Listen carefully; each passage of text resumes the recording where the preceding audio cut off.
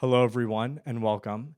Today, I'm going to give you a comprehensive tutorial on surround sound and how to set up your own surround sound system at home. And some of the things I'm going to talk about is all the equipment you'll need, including the speakers, all of the cables and connections that you'll need. And at the end, I want to give myself a little challenge by looking around online and seeing what the absolute cheapest is I can find a good surround system for, as surround systems can be quite the hefty investment, but I do think it is worth it. So enjoy. So, this is an AV receiver. Now, what does an AV receiver do? Well, the AV receiver takes a signal from your computer, phone, TV, and sends it out to all of the other speakers. So, you'll notice that with AV receivers, they tend to have numbers next to them like 5.1, 7.1, 9.1, or even 2.1. And all that means is how many speakers it sends out the signal to. Now, for my AV receiver, the MA7100HP from JBL, is a 7.2 channel receiver. Now, the 7 just refers to the main speakers, which includes the center, your left right channel, your left right surround channels, and your left right rear surround channels, which equals out to 7. And then the point 2 refers to how many subwoofer connections that you can put in. Now, the reason it is a point 2 is because instead of it being a stereo channel, it is a mono channel. It is just sending out a singular signal to your subwoofer. Now, there are a lot of audio settings in your AV receiver that might seem a little daunting to someone untrained, but something I want to point out that is important is when you get your AV receiver, make sure to go into your settings and set all of your crossovers. So, now what does crossover mean? So, if you'll notice on mine, most of my crossovers are set at 30 hertz. That just means that all of the signal that is sent to those speakers will be above 30 hertz. Now, let's say you have smaller speakers and you want to not send as much of those low frequencies to them and send them to a subwoofer instead. You might set your crossover higher to maybe 50 or 60 hertz. Another thing that is great about the JBL receiver is that it has something called Easy Set EQ. Now, what that does is you download an app on your phone and it will send white noise to these sets of speakers. And you move your phone around the room and it records the white noise. And then it will set your EQ or equalizer accordingly to what frequencies might be overpowering or more predominant in your room. And that can be a great way to get more clarity out of your speakers and um, make sure they have less frequency bias to them. Some receivers have a similar thing going on, and you guys can correct me if I'm wrong in the comments, but some of them record audio from the AV receiver itself to get the data for the white noise. Now, in my opinion, that's not exactly optimal.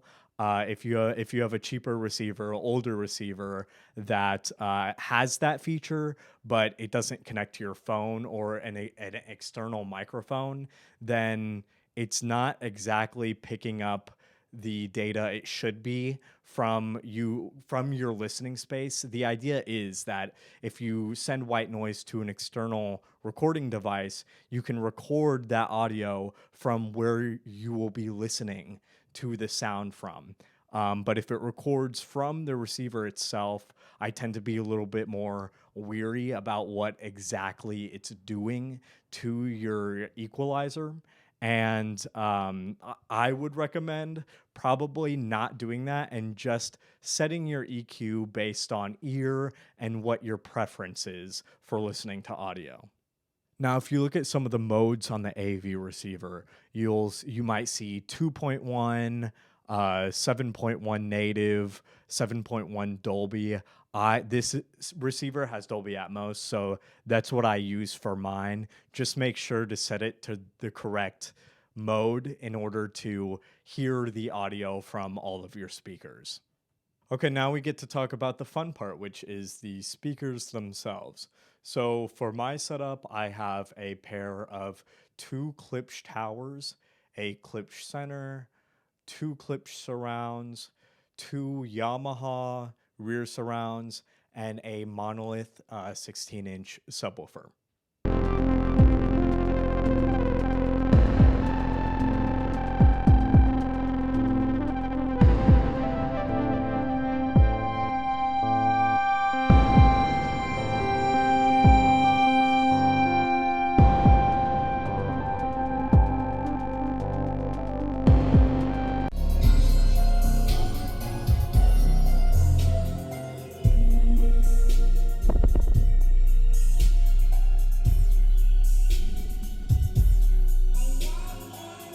Now, something to keep in mind when you're looking for speakers is what type of speaker you need or want to buy. So for mine, I have two towers for the left and right, and then the center channel tends to be a little bit more specific on if you have a center output, just make sure to actually get a center channel speaker for your AV receiver.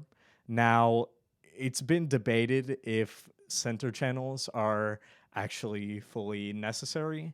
In my opinion, if you don't have the money for a center channel or you just don't think it's necessary, honestly, it's not that big of a deal.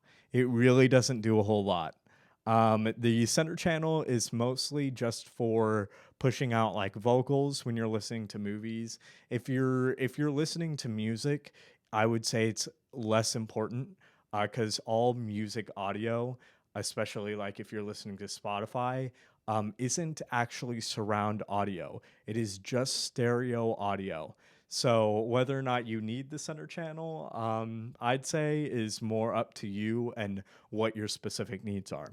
Another thing about speakers is, are they active or passive? And are they home theater speakers or are they studio monitor speakers? So active and passive just means that if it's a passive speaker, it does not have its own power source. So all of my speakers, except for the subwoofer, are passive speakers as they need the receiver to be powered and to work. Unlike an active speaker, which has its own built in amplifier. Now, I would say for towers, you can go either way. If you're limited on power supplies in your house and outlets, I would say definitely go for passive speakers, um, especially for surround. Now, what do I mean when I say studio monitors versus home theater speakers?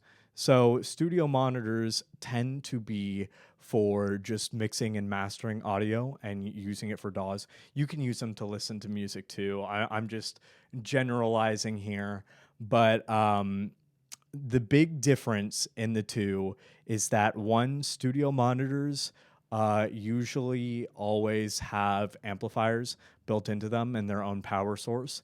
And studio monitors also require an XLR input cable, unlike regular home theater speakers, which just require speaker wire to work, which I will dive into more detail about later on in the video. Now, in my opinion, one of the most important speakers for your home theater setup is the subwoofer. Now, most subwoofers for home audio are active speakers, and that is because the bigger the cone of a speaker is, the more power it needs to move. So, my subwoofer is a monolith 16-inch subwoofer, 2000 watts with ports. Now, the ports are just holes that go inside the box and tend to give a little bit more output to them, just because in a sealed box, it takes a little bit more effort for the speaker cone to move. However, it just comes down to preference. I don't think one particularly sounds better than the other. I prefer ported, but there are plenty of great sealed subwoofers out there. Now, if you look at the back of the subwoofer, you will typically see two or three settings, typically three, and that will be your phase, your crossover, and your gain.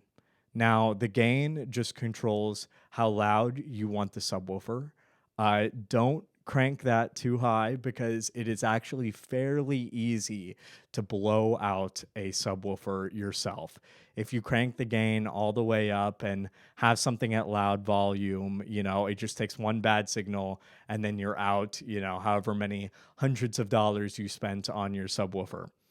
The crossover, unlike with the regular speakers, how if their crossover is set at like 30 hertz per se, it will play everything above 30 hertz. Your subwoofer crossover range tends to go from like 30 hertz to 120 hertz. And for the subwoofer, that means that if you set it at like 90 hertz per se, it will play everything below 90 hertz instead of above 90 hertz. And that just means it's a low pass filter instead of a high pass filter. Now, the phase is just controls at what point in like your sine wave or your signal will the subwoofer start moving back and forth. So let's say you have two subwoofers and one is set at 180 degrees and the other is set at 0 degrees. They will cancel each other out as they are both moving in and out at different times. Um, and the best way to set your crossover is really by ear. Just move around the knob or have someone move around the knob and you sit where you would typically listen. And wherever it sounds the loudest is typically where you want your crossover because that means it is moving in line, is moving at the same frequency that your other speakers are moving at. So now we can talk about how does all of this connect together. So for your AV receiver, it will typically have an HDMI input and output. It can also be Bluetooth, like mine is. Just keep in mind if you're going to use Bluetooth on an AV receiver, Bluetooth compresses audio, so that is not full lossless audio. So for you audiophiles out there, just keep that in mind. And optical is also a good connection. So, in my opinion, optical and HDMI will probably be your best bet as far as connection goes. Now, if you look at the back of your AV receiver, you will notice red and black, and then it will be all divided up into what speaker it will go to. So, when you get speaker wire, that's what you need to connect your AV receiver to the speakers right here. It's pretty cheap. Um, just keep in mind that the speaker wire will consist of two wires, as you can see here, and you'll need a wire cutter, right? And basically just make sure that when you connect your speaker wire to the speakers that you are matching up the positive and negative, the red being positive and the black being negative. And then on the back of your speakers, there will be also a red and black input. So honestly, it's pretty easy connecting everything up. I think It seems daunting at first, but it is easy, trust me. And I think a lot of people, when they first set it up, buy a lot of cables that they don't need. All you need, HDMI, optical, and speaker wire, and you are good to go. Okay, so let's look at some of the stuff on Facebook Marketplace. Like I said, I would try to find as cheap as possible of a decent home theater surround system. So Facebook Marketplace is truly an audiophile's best friend. People are just giving away audio equipment on there, it seems. So one of the first things here is a Pioneer 7.1 channel AV receiver. Awesome, amazing, for $75. That is pretty damn cheap. The next one here is a 12-inch subwoofer, and this thing looks pretty cool. I like the metal cones. That's why I got the Klipsch speakers. So this one is not a Klipsch, but yeah, and that is just $100. So we are at $175 right now.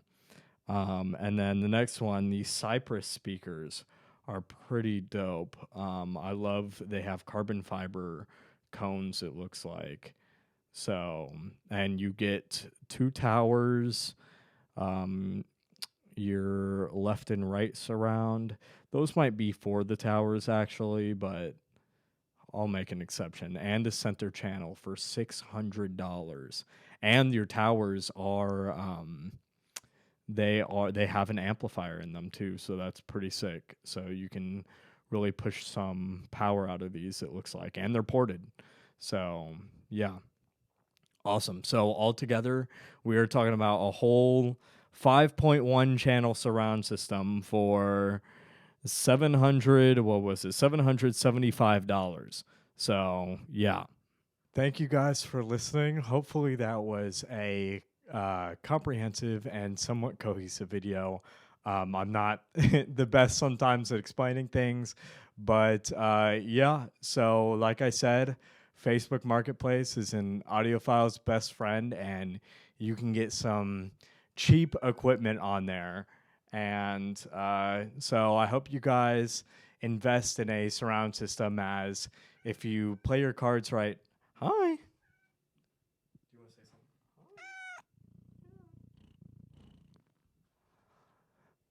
And if you play your cards right, you can have a under $1,000 easy system. So mine costed around $4,000, and that was with buying some of this stuff on Facebook Marketplace too. So yeah, thank you guys for watching. Hope you enjoyed.